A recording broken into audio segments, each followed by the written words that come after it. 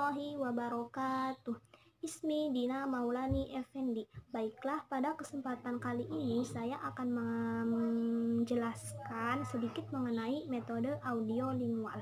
Metode audiolingual merupakan salah satu metode yang cara pengajarannya itu terfokus pada latihan-latihan, drill, penghafalan kosakata, pengembangan teks, dan juga dialog. Metode audiolingual ini sudah berkembang sejak Perang Dunia II berlangsung, yang mana pada saat itu keikutsertaan Amerika dalam Perang Dunia II menghasilkan nilai yang signifikan dalam pengajaran bahasa Inggris. Nah, untuk membekali pemerintah Amerika dalam potensi fasih berbahasa, yaitu baik itu bahasa Jerman, Prancis, Itali, dan lain-lainnya, maka ingin dibentuk suatu program bahasa. Nah, pemerintah Amerika mengumumkan kepada universitas-universitas yang ada di Amerika untuk menggunakan metode audiolingual ini dalam pengajaran bahasa asing. Maka dibentuklah pada tahun 1942 yaitu Army Specialist Training Program. Nah, kemudian dari banyaknya universitas-universitas yang ada di Amerika, tercatat 55 universitas Amerika pada tahun 1943 yang telah menggunakan metode audiolingual ini. Nah, metode audiolingual ini berkembang untuk mereaksikan terhadap metode gramatikal tarjamah dalam pengajaran bahasa asingnya. Nah, metode audiolingual ini berdasarkan atau berlandaskan pada teori behavioristik atau behaviorisme menurut Skinner, yang mana menurut beliau bahasa itu adalah suatu pembiasaan.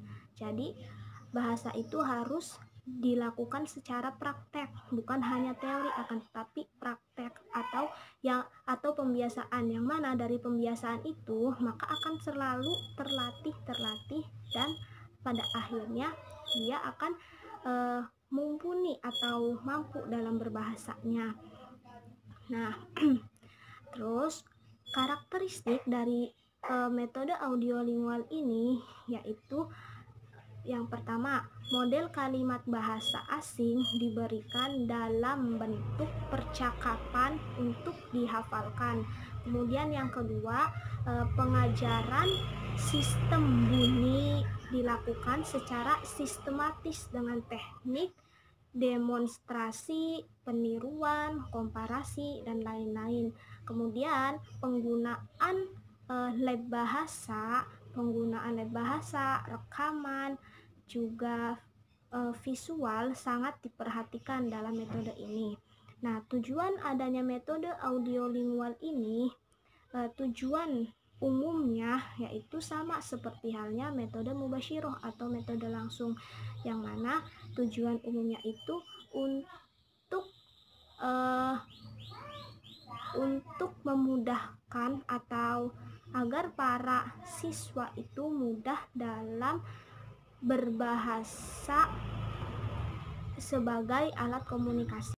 Jadi peran umumnya agar para siswa itu dapat dengan mudah menggunakan bahasa sebagai alat komunikasi. Kemudian tujuan akhir atau tujuan jangka panjang dari metode audiolingual ini ialah untuk mengembangkan kemampuan berbicara siswa dan untuk menggunakannya secara otomatis tanpa henti-hentinya berpikir gitu. Kemudian dalam metode audiolingual ini pasti ada yang berperan untuk mengembangkannya. Nah, ada peran guru, peran siswa, dan peran kedudukan materi atau peran guru dalam metode ini sangat membantu ya, karena peran guru di sini sebagai pemimpin jalannya suatu pembelajaran, karena gurulah yang nantinya akan melatih atau mendidik muridnya dalam pengajaran bahasa ini. Kemudian peran seorang siswa dalam metode ini hanya sebatas menirukan, juga menirukan atau mempraktekkan dari apa yang telah ia dengar, apa yang telah ia dapatkan. Kemudian peran bahan ajar atau materi juga sangat penting, karena adanya bahan materi ini untuk mendukung proses pembelajaran. Jadi ketiganya itu sangat berperan aktif, sangat berperan penting dalam metode audiolingual ini, karena saling berkesinambungan. Jadi gitu. Nah, kemudian setelah ini saya akan menjelaskan tentang langkah-langkah, bukan menjelaskan, akan tetapi menyebutkan langkah-langkah yang ada di metode audiolingual ini. Langkah-langkah metode audiolingual yaitu 1. Penyajian teks dialog atau teks pendek yang dibacakan guru berulang-ulang dan siswa menyimak tanpa melihat teks yang dibaca. 2. Peniruan dan penghafalan teks itu secara serentak dan siswa menghafalnya. 3. Penyajian kalimat dilatih dengan pengulangan. 4. Pembentukan kalimat lain yang sesuai dengan yang dilatihkan. Yang kelima, dramatisasi dialog atau teks yang dilatihkan, kemudian siswa memperagakan di depan kelas. Itulah langkah-langkah metode audiolingual dalam penerapannya di dalam kelas. Baiklah, paham apa saja langkah-langkah yang harus dilakukan pada metode audiolingual? Setelah itu, saya akan memberikan contoh dari penerapan metode audiolingual ini.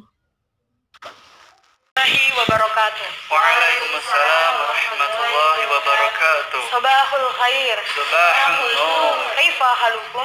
Alhamdulillah nahnu bi khair. Alhamdulillah. Fi hadha yaum sanadrusu al-hiwar bil mawdu'i ta'aruf. Hayya nabda ta'allumana bi qira'atil basmalah. Bismillahirrahmanirrahim.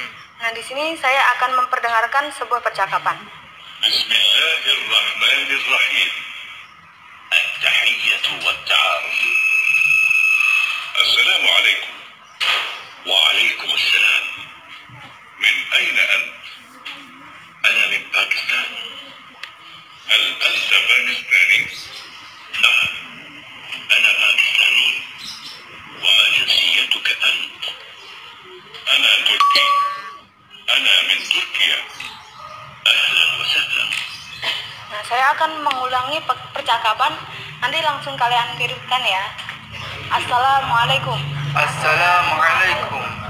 Waalaikumsalam. Waalaikumsalam. Min aina anta? Min aina anta? Ana min Pakistan. Ana min Pakistan. Hal anta Pakistani? Hal anta Pakistani? Naam, ana Pakistani. Naam, ana Pakistani. Ma jinsiyatuka anta? Ma jinsiyatuka anta? Ana Turki wa ana min Turki. Ana Turki wa ana min Turki. Baik. Sekarang saya akan contohkan bersama Amri ya. Assalamualaikum. Waalaikumsalam. Min aina anta? Ana min Pakistan.